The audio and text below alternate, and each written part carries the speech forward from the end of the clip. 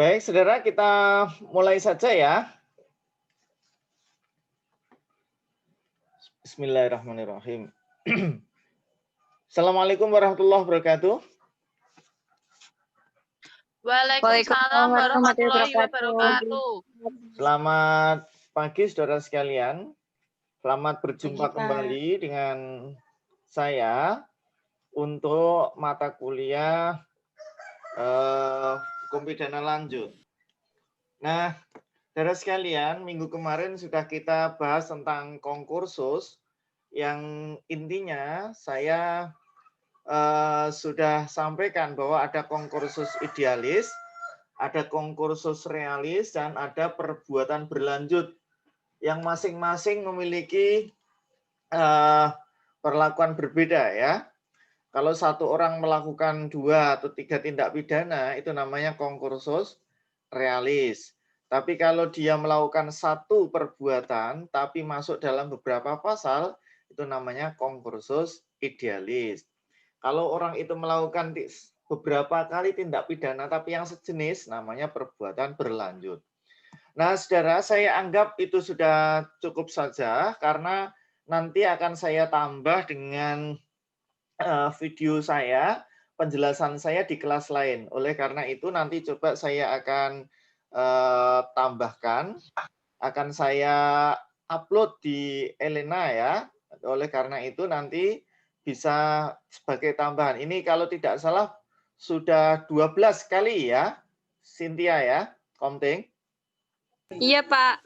Sudah 12. Artinya kalau sudah 12, insya Allah nanti kita akan ya cukuplah, meskipun nanti saya beri tambahan. Baik, kita akan masuk ke materi baru, saudara, yaitu alasan-alasan penghentian menuntut dan penghentian menjalankan pidana. Bentar, ini materi baru.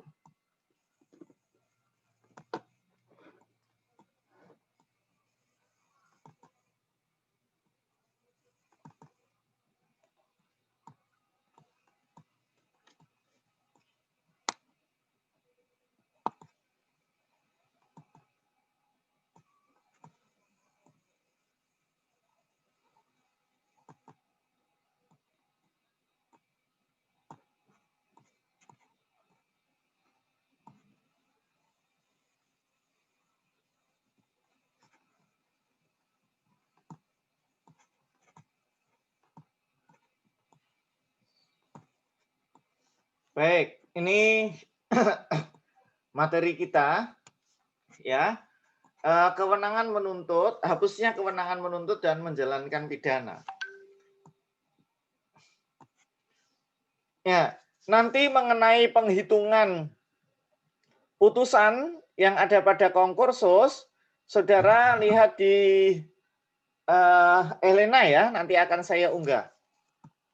Baik, saudara sekalian, mari kita mulai masuk. Saudara, untuk hapusnya kewenangan menjalankan pidana itu jadi begini. Ada seseorang yang telah melakukan suatu tindak pidana, dia sudah melakukan tindak pidana, buktinya ya ada, ya, tetapi bisa saja dia tidak usah dipidana, bisa saja dia tidak bisa dipidana, karena ada 2 alasan. Yang pertama adalah alasan hapusnya kewenangan menuntut dan alasan hapusnya kewenangan menjalankan pidana. Jadi nanti di bagian belakang ini ada, ini A itu alasan menghapus kewenangan menuntut. Nanti di bawah ada alasan hapusnya kewenangan menjalankan pidana. Nah ini, ya, nanti itu di sini. Baik, saya akan satu-satu bahas. Yang pertama, saudara, kita akan bahas tentang alasan hapusnya kewenangan menuntut pidana. Saudara, mohon di audio videonya dinyalakan biar saya tahu ini 1 atau 2 orang ini kok sengaja dimatikan.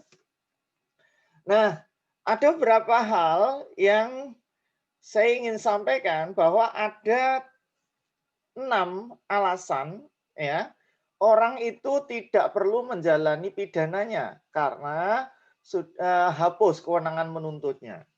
Yang pertama adalah tidak adanya pengaduan pada delik-delik aduan. Jadi misalnya orang telah melakukan tindak pidana, tapi deliknya adalah delik aduan. Maka orang tersebut tidak perlu dipidana. Nanti satu-satu akan saya sampaikan. Yang kedua, nebis in idem. Nebis in idem itu adalah melakukan seorang tidak boleh dituntut kedua kali berdasar atas perbuatan yang sama.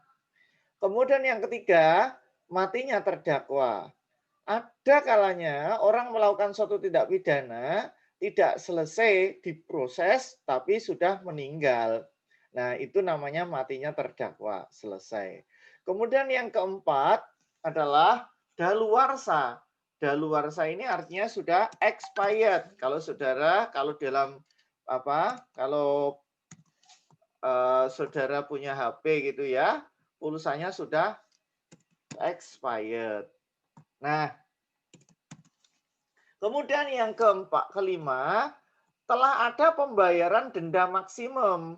Jadi kalau itu suatu tindak pidana, ternyata hanya dipidana denda, dan denda itu sudah dibayar, maka sudah selesai. Ya, jadi kalau itu orang itu hanya dituntut melakukan pelanggaran nih misalnya, kan yang biasa dituntut itu dengan pelanggaran ya, pelanggaran itu dengan denda. Pidananya itu hanya denda. Kalau denda sudah dibayar, maka selesai. Kemudian yang keenam, ada abolisi atau amnesti. Abolisi itu artinya adalah penghapusan ya. Jadi orang itu sudah dihapuskan pidananya. Oleh siapa? Oleh presiden. Amnesti, kalau amnesti ini diampuni ya. Jadi sudah memang sudah dihilangkan gitu, diamnesti, diampuni. Jadi ada 6 hal, saudara, kewenangan menuntut itu hilang. Jadi kalau ada orang melakukan tindak pidana, kok dalam kondisi 6 ini, maka dia tidak bisa dituntut. Apa itu? Yang pertama, kalau tidak ada pengaduan. 1. Kalau perbuatan itu sudah pernah dituntut, ini namanya nebis in idem. Kemudian yang ketiga, terdakwanya yang mau kita tuntut itu meninggal dunia atau mati, ini tidak bisa diproses. Kemudian yang keempat, kalau sudah lampau batas waktunya, itu juga sudah habis, daluarsa namanya. Kemudian yang kelima, jika pelanggaran atau tindak pidana itu hanya diputus, hanya ada denda, dan denda sudah dibayar, maka proses sudah selesai. Yang keenam, adanya abolisi atau amnesti oleh presiden ya. Yang memiliki abolisi atau amnesti ini adalah presiden. Nah, satu-satu akan kita bahas, saudara. Pertama adalah soal pengaduan. Aduan itu diatur di dalam pasal 72 sampai dengan pasal 75. Saudara, tolong dibaca dulu ya KUHP-nya, pasal 72 sampai dengan pasal 75. Satu-satu saya minta untuk dibaca, saudara. Ya, yang pertama saya minta siapa ini? Ya, Yudit Pratama dibaca pasal 72 dulu. Yang lain mendengarkan ya. Bentar, Pak.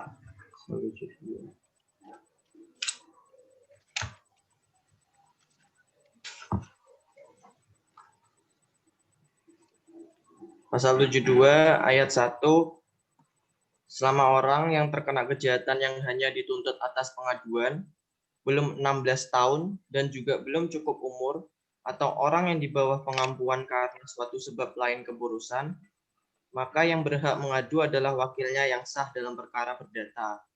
Pasal 72 ayat 2, jika itu tidak ada atau harus diadukan sendiri, maka penuntutan dilakukan atas pengaduan wali pengawas atau pengampu pengawas atau majelis yang menjadi wali pengawas atau pengampu pengawas, juga mungkin atas pengaduan istrinya atau seorang keluarga sedarah dalam garis lurus, atau jika itu tidak ada, atas pengaduan seorang keluarga sedarah dalam garis menyimpang sampai derajat ketiga.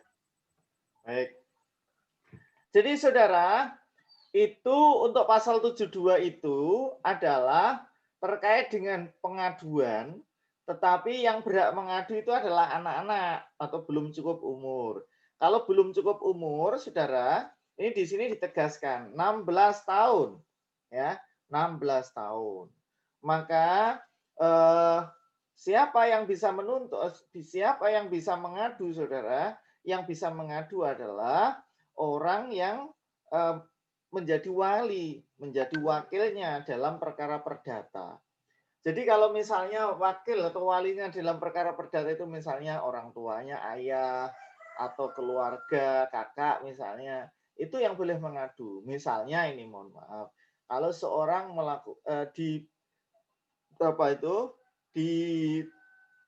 ada itu delik aduan kalau terkait dengan soal perzinahan, maka siapa yang boleh mengadu?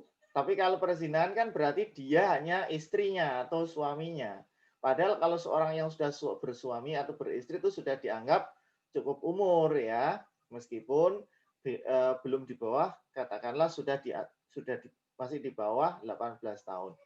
Nah, saudara, misalnya dalam kondisi seseorang itu dicuri dalam keluarga, pencurian dalam keluarga, harta miliknya misalnya dicuri dalam keluarga, atau dia dicabuli, ya, atau dia dicabuli, maka yang boleh mengadukan adalah orang tua atau walinya. Itu yang pasal 72. Jadi yang boleh mengadukan. Kemudian pasal 73, silakan berikutnya adalah Budi Caniago. Coba dibaca 73.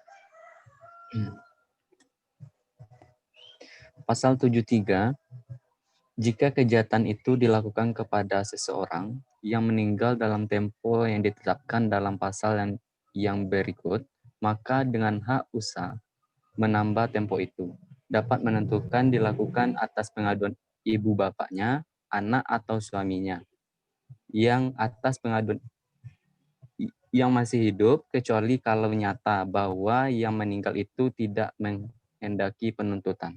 Ya, maksudnya begini, jika ada orang yang terkena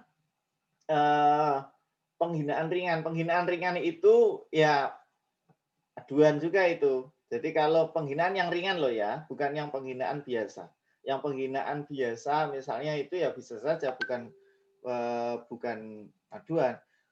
Yang bersangkutan misalnya dihina. Terus kemudian ternyata korban yang dihina itu meninggal. Maka siapa yang boleh mengadukan? Yang boleh mengadukan adalah orang tua atau walinya. Ya, jadi bisa saja misalnya ada X, meskipun sudah gede loh ya, tidak mesti masih kecil. Atau ini tadi suami atau istrinya yang masih hidup gitu. Jadi misalnya X menghina Y. Y ini kan korban berarti Y punya istri namanya R misalnya gitu. Nah, pada saat X ini menghina Y, ini kan Pak, maaf. Yang tadi keluar mau masuk lagi belum di ACC, Pak. Ya makanya keluar masuk ya. Jadi baik, ini nanti sambil saya cek. Saudara, terus saya lanjutkan. Jika memang yang bersangkutan itu ternyata meninggal dunia, ya, meninggal sebelum dia mengadukan, tapi sebenarnya ini menurut keluarga ini, wah, ini harus diproses ini. Maka si X ini bisa diadukan oleh keluarganya, suaminya atau istrinya atau orang tuanya. Ya, paham ya? Itu. Kecuali jika ternyata istrinya atau orang yang meninggal itu tidak menghendaki adanya pengaduan. Misalnya, sudahlah, tidak usah diperpanjang. Sudahlah, kita tutup sampai sekian saja. Misalnya sebelum meninggal, dia punya wasiat begitu. Maka si keluarganya, suami atau istrinya tidak berhak menuntut karena sudah dipesani atau menjadi wasiat dari yang meninggal itu. Jadi delik aduan ini wajib hukumnya harus ada yang mengadukan. Kalau tidak ada yang mengadukan maka tidak bisa diproses. Paham ya? Bisa dipahami ya saudara ya? Inilah bedanya ketika nanti saudara sudah semester 5 mungkin ada acara pidana, di situ ada yang namanya laporan, ada yang namanya aduan. Kalau laporan itu terhadap delik biasa. Kalau aduan itu terhadap delik-delik yang wajib hanya bisa dituntut kalau ada pengaduan dari korban. Jadi, nah contoh yang paling gampang nanti akan saya contohkan, misalnya pasal 284 KUHP. Nah, silakan. Itu salah satu contoh dari delik aduan. Coba, saudara. Siapa ya? Dian, Utami dibaca.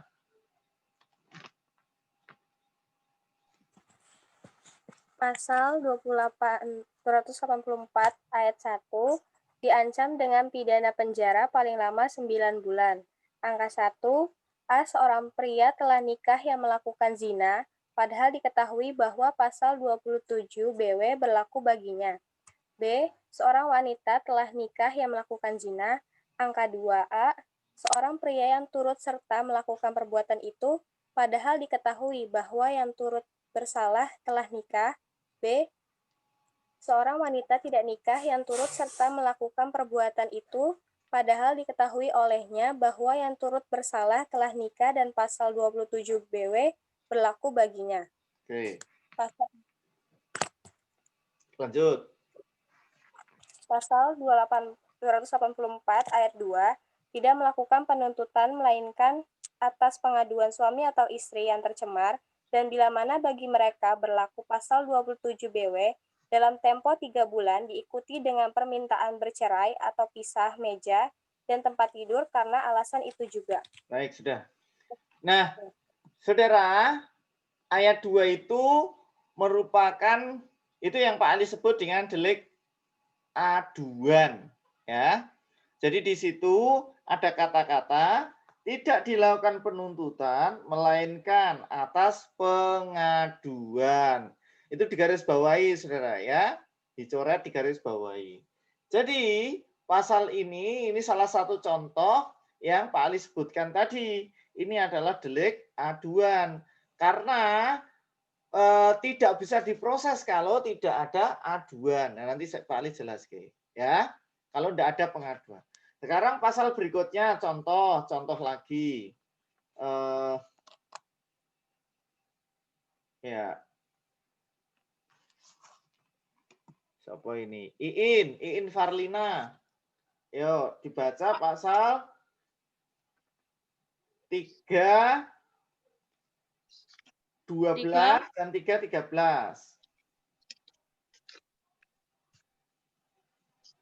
Pasal 312.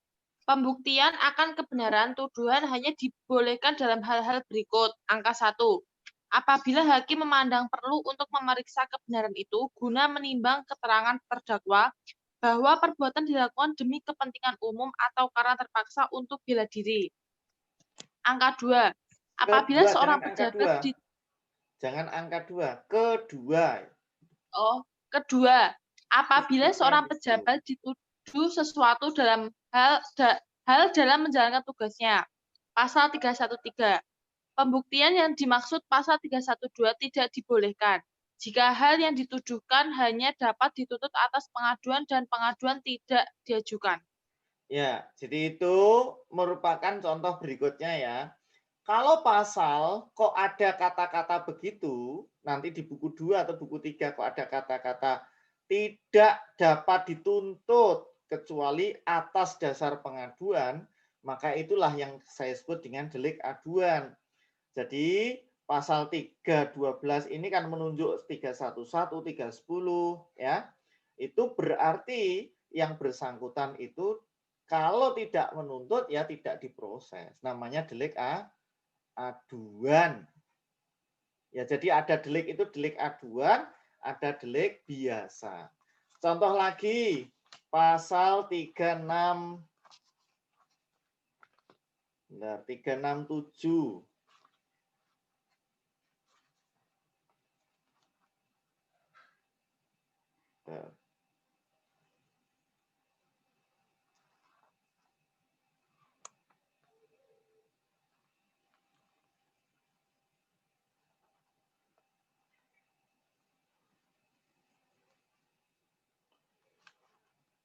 Oke, 3.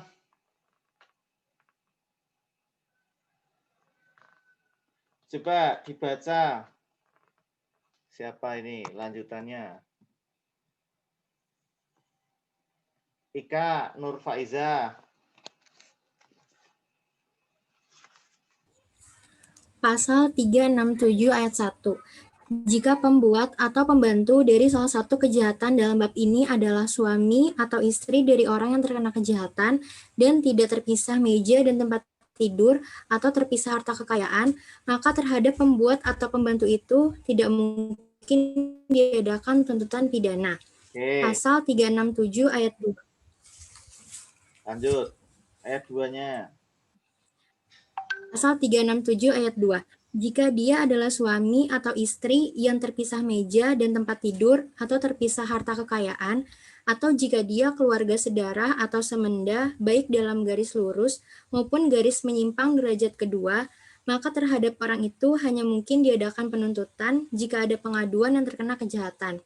Ya. Pasal 367 ayat 3. Itu ya, jadi itulah salah satu contoh berikutnya, delik aduan. Ini pencurian di lingkungan keluarga. Jadi kalau suami atau istri sudah ada campur harta, maka di situ ya tidak mungkin ada kejahatan, pencurian. Ya enggak boleh. Tapi kalau istri atau suami itu ada perjanjian terpisah, maksudnya hartanya istri ya hartanya istri, hartanya suami. Kemudian kalau suami itu ngambil uang atau hartanya istri, itu bisa dituntut hanya atas dasar pengaduan. Paham ya? Jadi kalau misalnya suami atau istri itu tidak ada pisah harta, maka ya tidak masalah. Ya harta suami ya dipakai istri ya enggak apa-apa, tidak boleh ada kok penuntutan. Bisa dipahami Saudara ya? Berikutnya, anak yang mengambil uang atau perhiasan, cincin atau apa milik orang tuanya atau ibunya, itu juga merupakan delik, tapi baru bisa diproses apabila bapak atau ibu itu mengadukan. Kalau tidak mengadukan ya berarti tidak bisa diproses. Dipaham ya? Pahami ya? Baik. Saya lanjutkan, Saudara, pasal 70 tadi bacanya 70 berapa terakhir? Kita lanjutkan 72, baru 72 ya, 74 apa ya? Oke, lanjut 74. Siapa ini? Oke, 74. Wulansari. Yuk malah ngalamun itu apa fotonya apa orangnya itu. Wulansari mana Ya, Pak. Pasal 74 ayat 1. Dihidupkan Pengaduan kameranya. hanya di apa, Pak? Dihidupkan kameranya. Ya, Pak. Nah, Pasal 74 ayat 1. Pengaduan hanya boleh diajukan dalam waktu 6 bulan sejak orang yang berhak mengadu mengetahui adanya kejahatan. Jika bertempat tinggal di Indonesia atau dalam waktu 9 bulan jika bertempat tinggal di luar Indonesia. baik. Ya. Itu Jika yang artinya terkena kejahatan. ya. Oke, lanjutkan satu lagi. Ayat 2. Jika yang terkena kejahatan menjadi berhak pengadu pada saat tenggang tersebut dalam ayat 1 belum habis, maka setelah saat itu pengaduan hanya masih boleh diajukan selama sisa yang masih kurang pada tenggang tersebut. Baik, nanti saya jelaskan. Lanjutkan pasal 75 sekalian. Pasal 75. Orang yang mengajukan pengaduan berhak menarik kembali dalam waktu 3 bulan setelah pengaduan diajukan. Baik.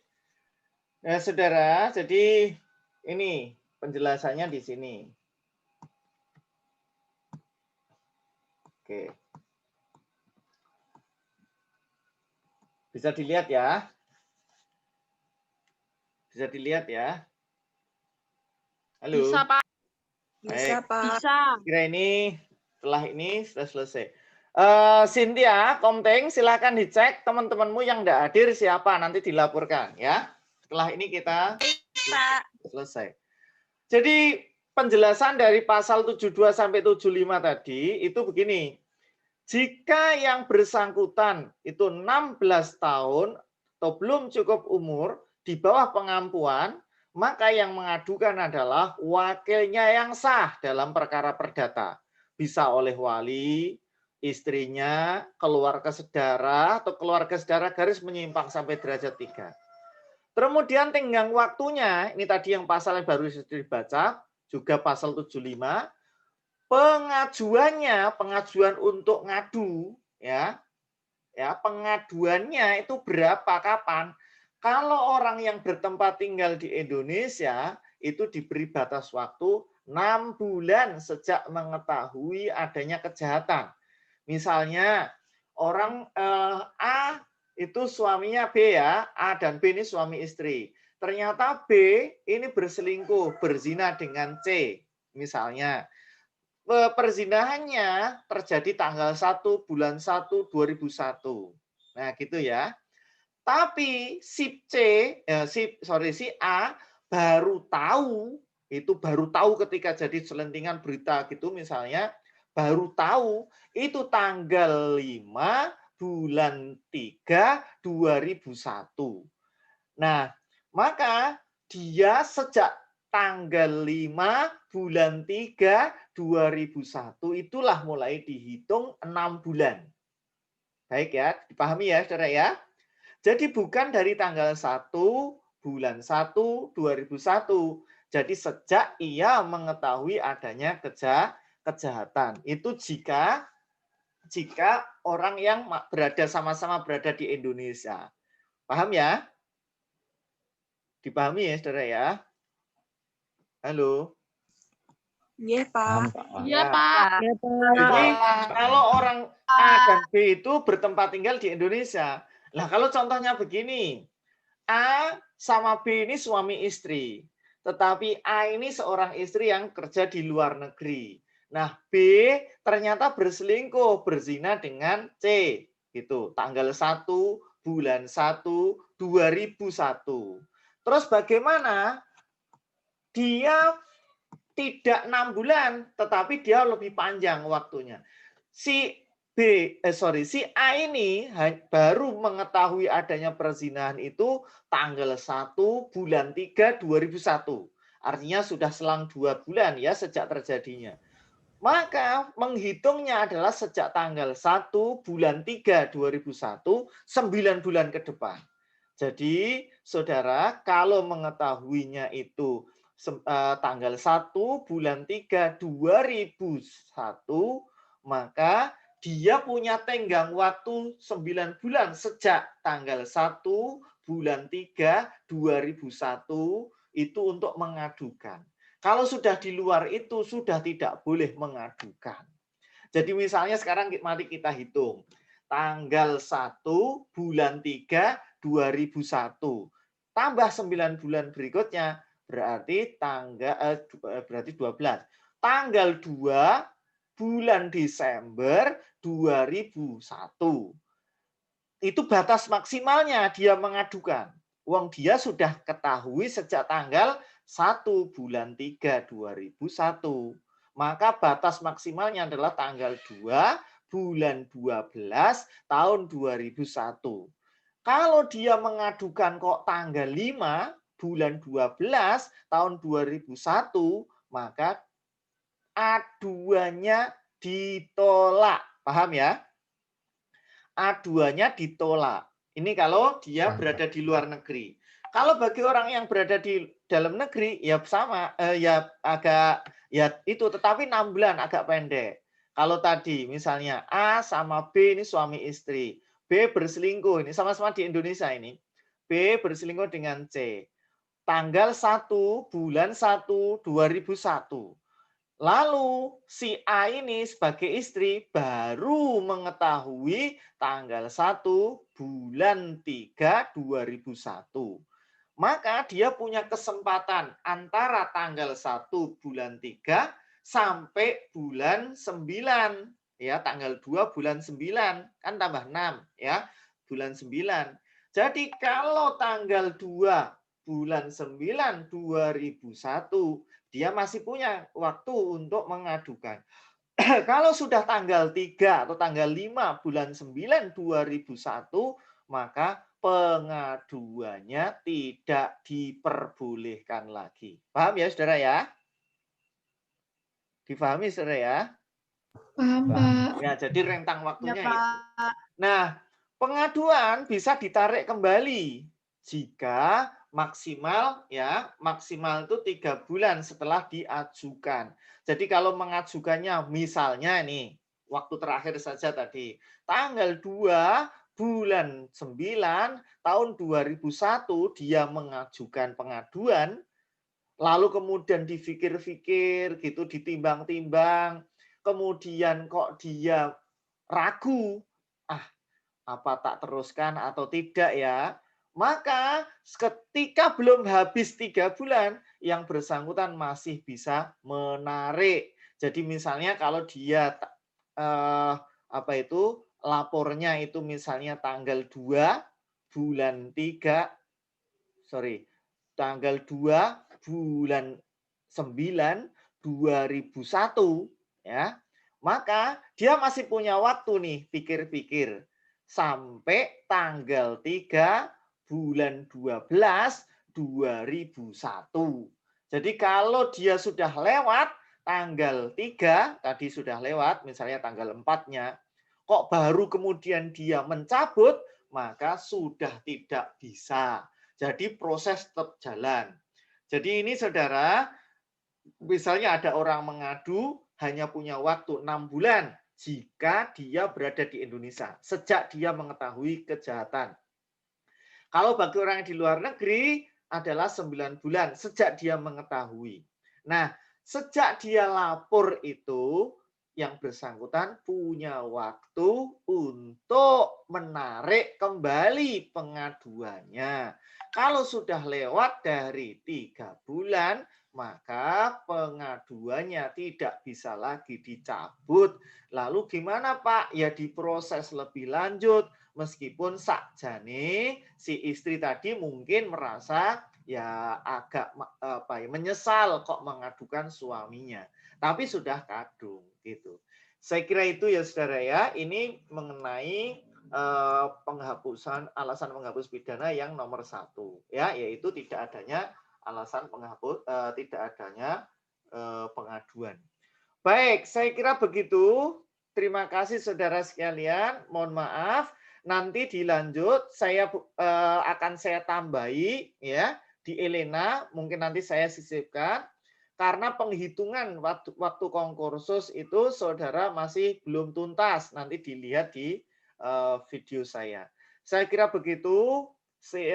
Saudara Komting silakan untuk melaporkan teman-teman yang tidak hadir. Nanti setelah itu biar saya presensi. Baik, terima kasih. Saya akhiri. Assalamualaikum warahmatullahi wabarakatuh. Waalaikumsalam warahmatullahi wabarakatuh. Terima kasih Pak Ali. Bapak. Terima kasih Pak.